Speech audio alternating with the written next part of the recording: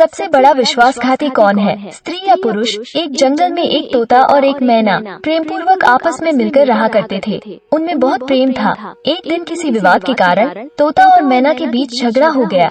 तोता ने कहा कि इस संसार में सबसे बड़ा पापी और विश्वासघाती स्त्री है। मैना ने जवाब दिया कि इस संसार में सबसे ज्यादा पापी और विश्वासघाती पुरुष होते हैं। वे दोनों आपस में लड़ते रहे और अपने विवाद का निदान के लिए भगवान शिव के पास गए और अपनी बात बताई।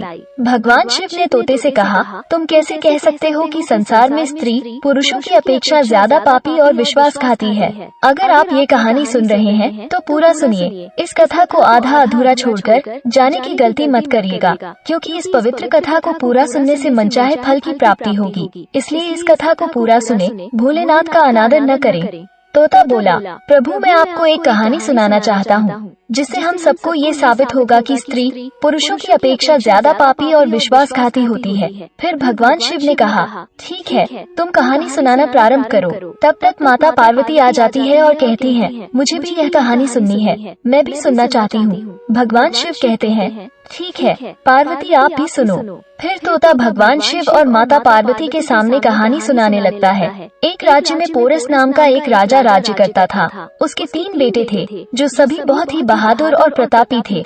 लेकिन सबसे बड़ा बेटा, जिसका नाम चंद्रमोहन था, वो केवल प्रतापी ही नहीं बल्कि सुंदर भी था। उसकी पत्नी चंद्रमुखी भी बहुत ही सुंदर और रूपवान थी। वो अपने आगे किसी दूसरी स्त्री को सुंदर नहीं मानती थी। एक दिन राजा पोरस ने अपने बेटे चंद्रमोहन को उसकी किसी बात पर नाराज होकर राज्य से निकाल देने का आदेश दिया। राजा का यह आदेश सुनकर सभी इस बात से चिंतित हो गया। फिर चंद्रमोहन अपने महल में गया और उदास हो गया। उधर चंद्रमोहन को उदास देखकर उसकी पत्नी ने पूछा, हे स्वामी, आप उदास क्यों हैं? आपका चेहरा इतना मुरझाया हुआ क्यों है? राजकुमार होकर भी आप इस तरह चिंतित क्यों हैं? फिर चंद्रमोहन सोचने लगा कि मैंने बहुत बुरा किया है और अपनी पत्नी को सारी बात बता दी। उसी समय उसकी पत्नी मूर्छित हो जाती है। फिर दासियों ने चंद्रमुखी पर गुलाब का पानी का छिड़काव किया, तब जाकर वो होश में आ गई। अब होश में आकर चंद्रमुखी ने अपने पति राजकुमार चंद्रमोहन से कहा, आप मुझे छोड़कर परदेश चले जाएंगे, मैं आपके बिना कैसे जी पाऊंगी? मैं भी आपके साथ ही चलूंगी। तब राजकुमार चंद्रमोहन कहता है, तुम मेरे साथ कैसे चल सकती हो, क्योंकि दूसरे राज्य में अनेक प्रकार के संकट होते हैं और तुम नर्म नाजुक महलों में रहने वाली हो। महलों के बिना ये कष्ट कैसे बर्दाश्त कर पाओगी? फिर तो चंद्रमोहन की बात को सुनकर रानी चंद्रमुखी कहती है, हे स्वामी, जितने दुख दूसरे राज्य में आएंगे वो सब हमारे साथ होते हुए सुखी से भी अधिक सुखमय लगेंगे। महल के सुख आपके बिना जंगल के दुखों से भी अधिक डरावने लगेंगे, इसलिए मैं भी आपके साथ चलूंगी। अब तोता कहता है, प्रभु, रानी चंद्रमुखी के आंखों में आंसू देखकर चंद्रमोहन मन में सोचा कि यह मेरे बिना नहीं रह सकती, इसलिए मुझे इसको तड़पते हुए छोड़कर चलना सही नहीं होगा। इन सभी बातों को सोचते हुए राजकुमार चंद्रमोहन अपनी पत्नी चंद्रमुखी से कहते हैं, हे प्रिय, तुम उदास न हो, हम तुम्हें साथ लेकर जाएंगे। इस बात से चंद्रमुखी खुश हो जाती है और अपने पति के साथ जाने की तैयारी करने लगती है। अगली सुबह वे राज्य से बाहर निकलकर एक जंगल में पहुंचते हैं। चलते चलते थक जाते हैं और फिर उन्होंने एक बरगद के वृक्ष के नीचे विश्राम करने का निर्णय लेते हैं। वे बहुत थके हुए थे। ठंडी हवा के झोंकों से उन्हें नींद तुरंत आ गई, परंतु कुछ देर बाद ही वहीं पर एक सांप ने रानी को काट लिया। सांप के डसते ही रानी तड़पने लगी और चंद्रमोहन की आंखें खुल गई। तो रानी को तड़पता हुआ देखकर और सांप को जाता हुआ देखकर चंद्रमोहन बेचैन हो गया। फिर कुछ देर बाद रानी की मृत्यु हो गई। इस प्रकार से मृतक रानी को देखकर चंद्रमोहन ऊंचे स्वर में विलाप करने लगे। उसका रोना धोना सुनकर जंगल के जीव जंतु उसे खाने के लिए वहां आ गए। फिर चंद्रमोहन मन में सोचा, अब जीवन संगिनी ही मर गई है तो मैं जीकर क्या करूँगा और इसी जंगल में अपने प्राण त्याग दूंगा, ऐसा मन में सोचता है। फिर वो रानी की लाश के पास से उठ जाता है और जंगल में लकड़ियां इकट्ठी करने लगता है और रोकर कहता है कि मैं भी रानी की चिता में जलकर मर जाऊंगा। फिर उसी समय स्वर्ग से एक देवदूत आता है और उसे रोते हुए देखकर उसके मन में दया आती है। देवदूत राजकुमार चंद्रमोहन के पास जाता है और पूछता है, तुम क्यों रो रहे हो? आखिरकार तुम्हारा दुख क्या है? तो राजकुमार चंद्रमोहन ने देवदूत से कहा, मेरे पास अपना दुख सहने की शक्ति नहीं है, मुझे चाहिए कि यह धरती फट जाए और मैं इसमें समा जाऊं। फिर देवदूत ने कहा, तुम मुझे अपना हाल बताओ, शायद मैं तुम्हारी मदद कर सकूं।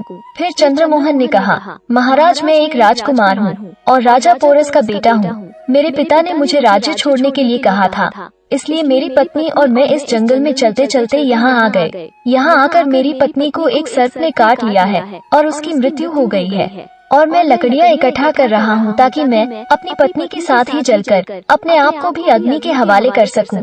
चंद्रमोहन की बातों को सुनकर देवदूत कहते हैं, हे राजकुमार, यह संसार है, यहाँ इंसानों का आना जाना लगा रहता है। इस शरीर को एक दिन सबको त्याग कर देना पड़ता है, तू भी इसे जानता है। इस संसार में कोई भी किसी के साथ न आता है और न ही किसी के साथ जाता है, फिर भी तुम मूर्खों की तरह ये बात कर रहे हो। अगर तुम जीवित रहोगे तो बहुत सारी रानियां तुझे मिलेगी, इसलिए मेरे कहने पर मरने का विचार छोड़ दो। इस मानव शरीर को प्राप्त करने के लिए देवता भी बेहद इच्छुक होते हैं, तो फिर इस शरीर को क्यों नष्ट करना चाहते हो? इस प्रकार देवदूत के शब्दों को सुनकर चंद्रमोहन कहता है, महाराज, आपने जो कुछ भी कहा है वो सत्य है, किंतु ऐसी पतिव्रता पत्नी मुझे किसी जन्म में भी नहीं मिलेगी, इसलिए मैं इसके साथ ही मरूंगा। फिर देवदूत चंद्रमोहन के विचार सुनकर देवदूत समझ गए कि यह अपनी पत्नी के बिना नहीं जी पाएगा। तब देवदूत ने चंद्रमोहन से कहा, राजकुमार, तेरी पत्नी को जीवित करने के लिए केवल एक ही उपाय है। अब तुम मेरी बातों को ध्यान से सुनो। यदि तुम इस उपाय को कर सकते हो तो तेरी रानी जीवित हो सकती है। फिर चंद्रमोहन ने कहा, महाराज, आप जो कुछ भी कहेंगे वो सब करने के लिए तैयार हूँ, आप केवल मेरी पत्नी को जीवित कर देना। तब देवदूत ने कहा, तुम्हारी रानी की आयु केवल 20 वर्ष थी, जिसने इसे बिता दिया। इसके बदले तेरी उम्र 70 वर्ष की है, जिसमें से 30 वर्ष बीत चुके हैं। तेरे जीवन काल में 40 वर्ष अभी भी बाकी है, यानी तुझे 40 साल और जीने का अवसर है। यदि तू अपनी पत्नी को आधा अपने जीवन का समर्पण कर देता है तो तुम दोनों की आयु समान हो जाएगी। अगर तुम यह मान लेते हो तो रानी जल्द ही ठीक हो जाएगी। इस तरह देवदूत की बात सुनकर राजकुमार चंद्रमोहन ने कहा, मुझे मान्य है। फिर देवदूत ने चंद्रमोहन के हाथ में पानी दिया और 20 वर्षों तक रानी के पैरों पर पानी डालने का संकल्प लिया कि वो जल को रानी के पैरों पर डालेगा। देवदूत ने कहा, पानी को पैरों पर डालने से पहले मेरे एक बात को ध्यान से समझ लो, इसमें एक गुप्त रहस्य भी है। अभी तो तुझे रानी की आवश्यकता है, तुम पानी डालकर उसे बचा सकते हो, लेकिन भविष्य में अगर रानी की आवश्यकता नहीं पड़ती है तो तुम अपने संकल्प को वापस ले सकते हो, और जब तुम वह संकल्प वापस लेते हो तो तुम्हारी रानी की तुरंत मौत हो जाएगी। परंतु एक बात हमेशा याद रखना, इस संकल्प को कभी वापस न लेने की बात रानी से कहना मत, वरना तुम अपने संकल्प को वापस नहीं ले सकोगे। हमेशा याद रखना, जीवन में कुछ बातें हमेशा छुपा कर रखनी चाहिए, क्योंकि कभी कभी यह बातें काम आ सकती है। फिर ऐसा कहकर और उस रानी के सामने आकर वे देवदूत जो थे अंतर्ध्यान हो गए। फिर चंद्रमोहन कहने लगा, तुम बहुत थक चुकी थी, इसलिए मैंने तुम्हें नहीं जगाया। इस प्रकार राजकुमार चंद्रमोहन ने अपनी रानी से सारी बातें छिपा ली कि सर्प ने तुम्हें काट लिया था और तुम मर गई थी। मैंने तुम्हें फिर जीवित कैसे किया, ये सब राजकुमार ने अपनी पत्नी से छिपा लिया। फिर तोता बोला, प्रभु। फिर वे दोनों आगे बढ़ गए। कई दिनों बाद उन्होंने एक बहुत ही सुंदर स्थान देखा। वहाँ पर एक फकीर की कुटिया थी। जब वे वहाँ पहुँचे तो उन्होंने देखा कि एक सुंदर युवक फकीर पानी पी रहा था। वे दोनों बहुत ही थके हुए थे, इसलिए वे फकीर के पास बैठ गए।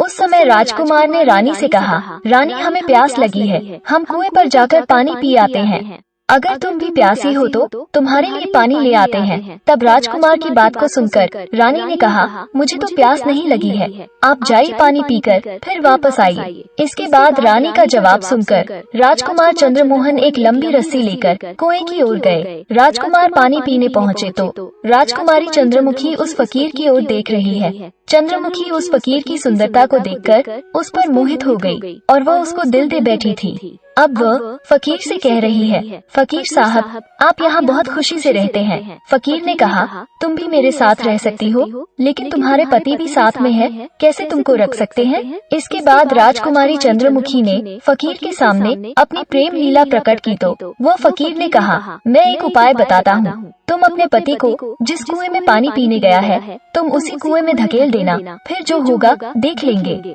फिर फकीर की बात को सुनकर चंद्रमुखी ने कहा, ठीक है, मैं ऐसा ही करूंगी। अब इतनी ही देर में राजकुमार चंद्रमोहन पानी पीकर रानी के पास आया तो रानी कहने लगी, मुझे भी अब प्यास लग रही है, कुएं पर वापस चल करके मुझे भी पानी पिलाओ। तो राजकुमार चंद्रमोहन बोला, मैंने तुमसे पहले ही पूछा था और तुमने मना कर दिया था।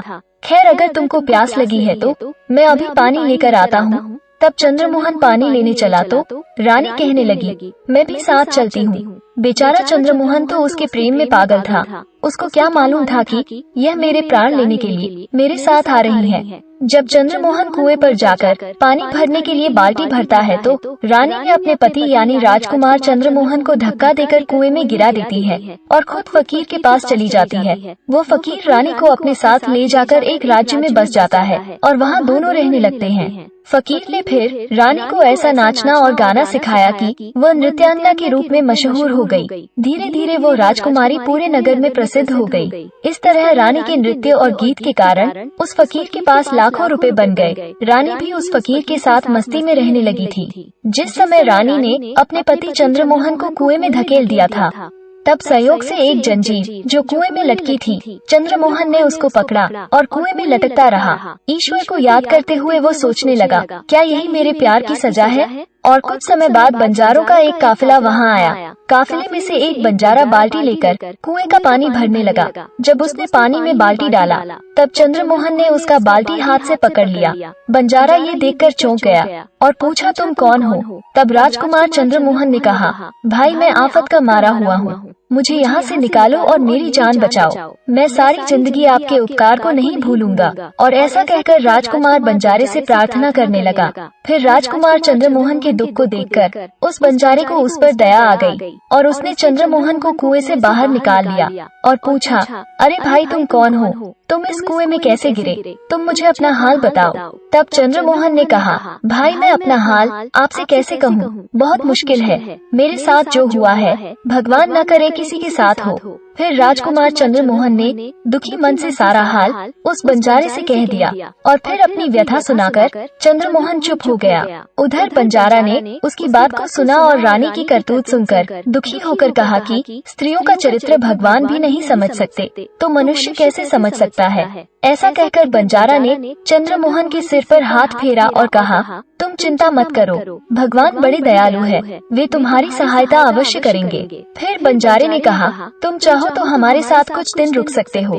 राजकुमार चंद्रमोहन उन बंजारों के साथ रहने को सहमत हो गया। फिर उनकी सहायता से वो कुछ दिनों बाद उसी राज्य में पहुंचा, जहां उसकी पत्नी चंद्रमुखी और वह फकीर रह रहे थे। उस राज्य को देखकर उसने बंजारे से कहा, भाई मेरी इच्छा है कि मैं कुछ दिन इस राज्य में रहूं। तब बंजारे ने कहा, आप जैसा चाहे, मुझे कोई आपत्ति नहीं है। फिर राजकुमार चंद्रमोहन जो बंजारों से विदा होकर राज्य में आया और काम की तलाश में घूमने लगा।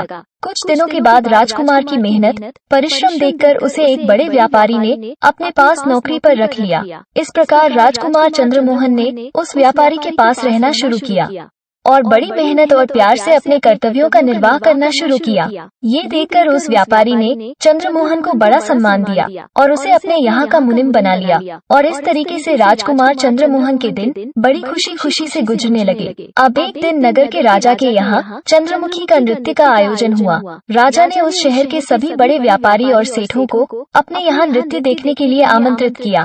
राजकुमारी चंद्रमुखी का नृत्य होने वाला था। शहर के सभी व्यापारी, सेठ और साहूकार राजा के यहाँ पहुँच गए। राजकुमार चंद्रमोहन जो रानी के नृत्य और गायन की प्रशंसा सुनता था, उसने भी सोचा कि मुझे इस नृत्य को देखना चाहिए। वो भी राजा के दरबार में सेठ के साथ यहाँ पहुँच गया। रानी ने अप्सरा के समान नृत्य किया और अपनी सुरीली आवाज में कई सुंदर रागों को प्रस्तुत भी किया।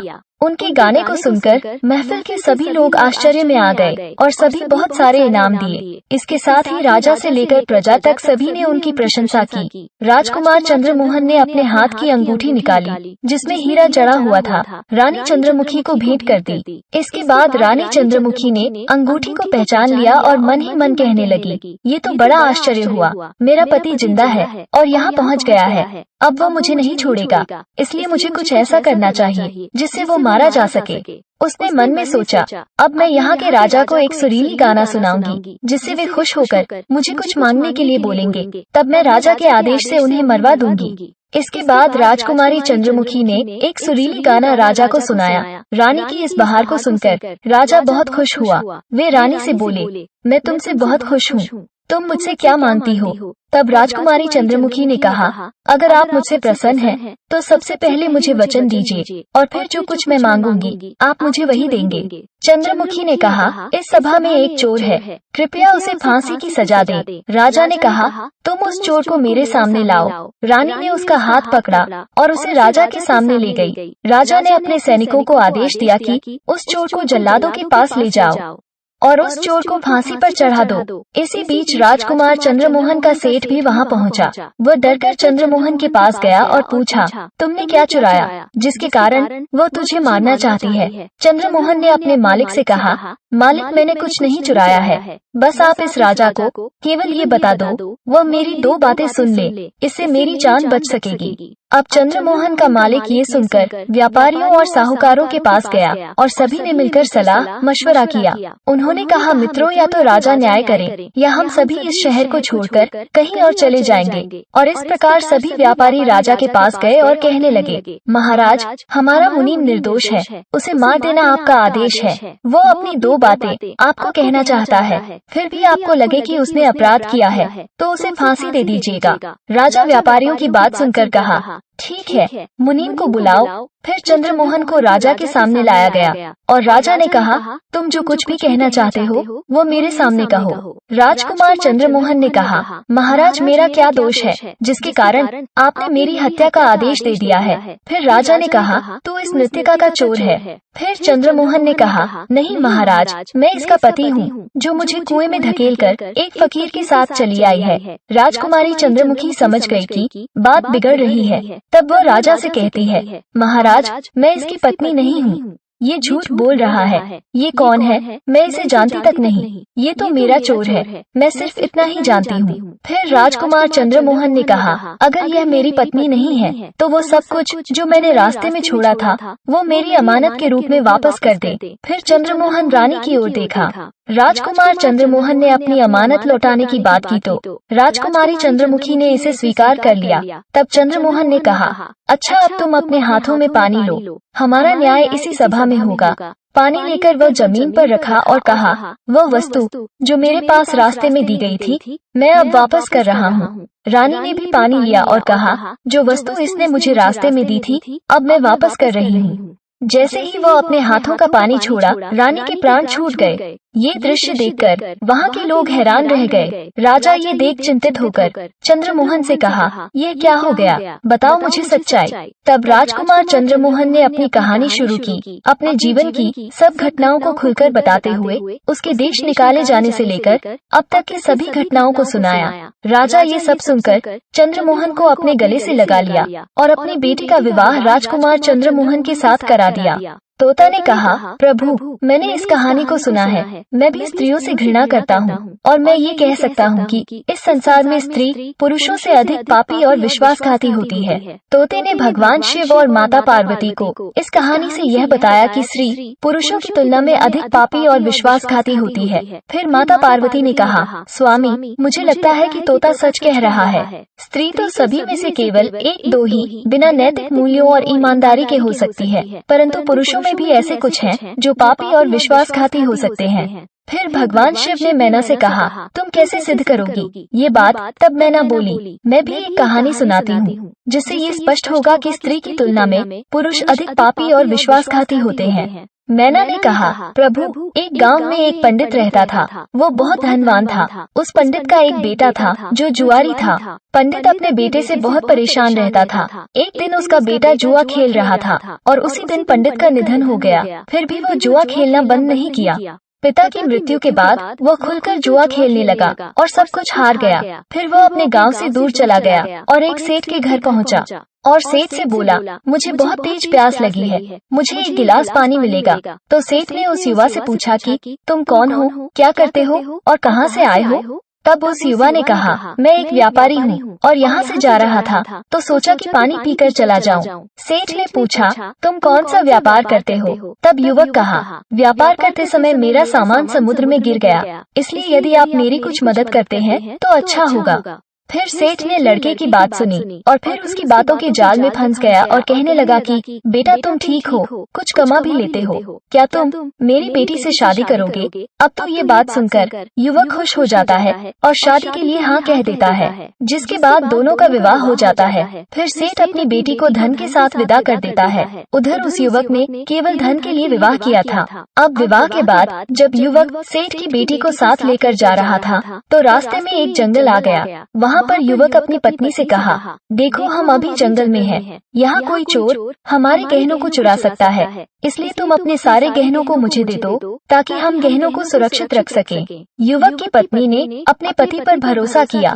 और अपने सारे गहनों को उन्हें सौंप दिया। और भरोसा क्यों न करें, वो उसका पति था। उसके बाद युवक ने अपनी पत्नी के गहनों को एक पारदर्शी बंधन में बांध लिया और फिर वे जंगल में आराम से ठहरे। इस दौरान युवक के मन में लालच उत्पन्न हुआ और अपनी पत्नी को एक कुएं में गिरा दिया और मन में सोचा कि मैं इसके साथ सिर्फ पैसों के लिए विवाह किया था और मुझे पैसे मिल गए। युवक ने सोचा उसकी पत्नी पानी में डूबकर मर जाएगी। इस तरह विचार करते हुए वो वहाँ से चला गया, लेकिन उसकी पत्नी नहीं मरी और कुएं से बाहर निकलने के लिए आवाज देती रही। कुएं के पास से एक आदमी गुजर रहा था और जब उसने किसी महिला की आवाज सुनी तो वो उस महिला को कुएं से बाहर निकाल दिया।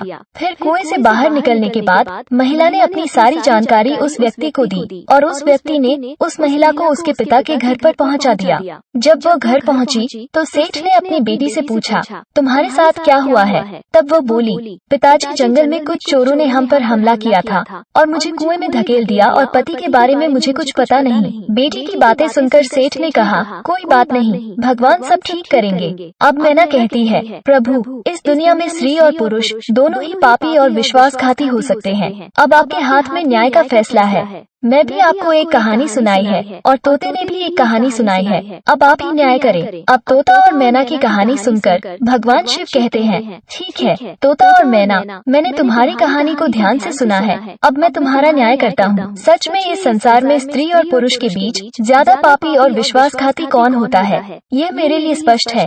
भगवान शिव जवाब देते हैं कि बिना किसी शंका के ये सत्य है कि इंसान की सोच उसके इस स्तर से नीचे जा सकती है और वही पापी और विश्वासघाती होता है, चाहे वह स्त्री हो या पुरुष।